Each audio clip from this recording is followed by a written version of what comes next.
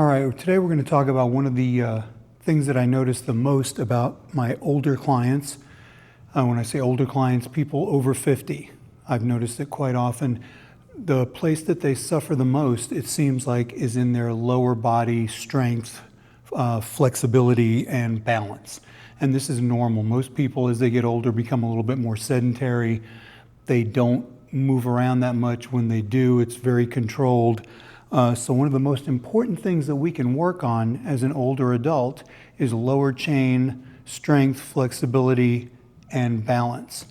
And one of the easiest exercises to start working on would be the bodyweight squat. The reason why the bodyweight squat is so important is because when you think about it, we use this movement. It's a very functional movement. We use it all the time. We use it when we're getting up out of a chair. We use it when we're getting out of our car. We use it when we bend over to pick something up if we're doing it correctly.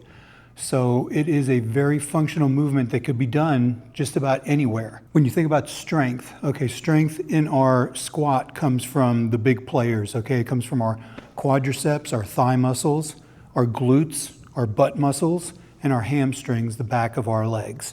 And the real world benefit is that's what gives you the horsepower, the thrust to be able to stand up, squat down, do something, bend over, pick something up that's very heavy. From a flexibility standpoint, when you're squatting, you are hinging at your waist, you're hinging at your knees, and you're hinging at your ankles. Again, these are things that most people take for granted as they get older, because when you're walking, if you're just walking, really a baby, when it learns to walk, what it's learning how to do is to lose its balance and to catch its balance. That's what walking is. So walking, yes, it's a great cardiovascular exercise if it's done for a long enough duration, but it's not something that's going to build strength in your legs. So even if you're out there walking for 20, 30 minutes at a time, yes, that's great for your heart, great for your lungs, not very beneficial for your lower chain. Also, squatting is going to start working your core. When you squat correctly, you're engaging your core, you're engaging your lower back. So you are getting that secondary stimulus that we need to maintain a strong core. Also, when you squat down, we don't realize it, but as far as balance goes, when we're standing up and we're stacked over our feet, so our ankles, our knees are stacked over our ankles, our hips are stacked over our knees, and our shoulders are stacked over our hips. So we're kind of like a straight line, right? But as we squat, we're seeing that chain is broken. And to maintain good balance, we need to be able to cantilever. We need to have a strong enough base to keep us balanced forward, backwards, and honestly, even when we go down left to right, because when we squat down, hold on, let me see if I can fix this a little bit for us here. When we squat down and get into a squatting position here, when we're on a stable surface like this, not so bad, because it's a stable surface.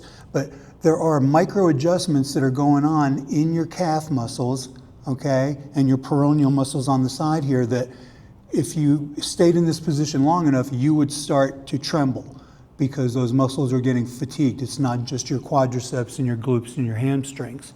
So again, yes, very important for balance.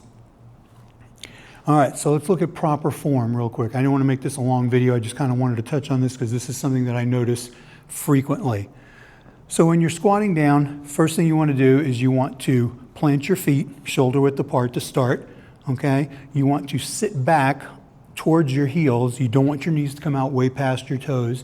You want to come down. You can use your hands out in front of you. You want to keep your body nice and tall. And then when you stand up, you can drive up off your heels. Again, we don't want to come forward on our toes and have our knees come out over our toes. We want to sit back, get into that nice squat, come right back up. Squat, come back up. You don't want to bounce, If that's too difficult, the next step would be to get something like a box or a chair behind you, come down till your glutes touch the box gently, not plop down, and then come back up. Touch the box, come back up. This is an exercise that you can do anywhere. If you're on vacation, you can do it in your hotel room. If you're at home, you can do it in your bedroom, your kitchen, your living room. There's no excuse not to incorporate it into your daily life. You'd be surprised just by doing this alone how much more awareness you would have of your lower chain, how much more stability you would have, and eventually how much more strength you would have. Something that you don't want to give up as we get older. So I hope that wasn't too long. I hope I explained it well. If you got anything from it, go ahead and hit the like button. Think about subscribing. I want to put out as much of this content for y'all as I possibly can. All right, anyway, peace. Talk to you later. Bye.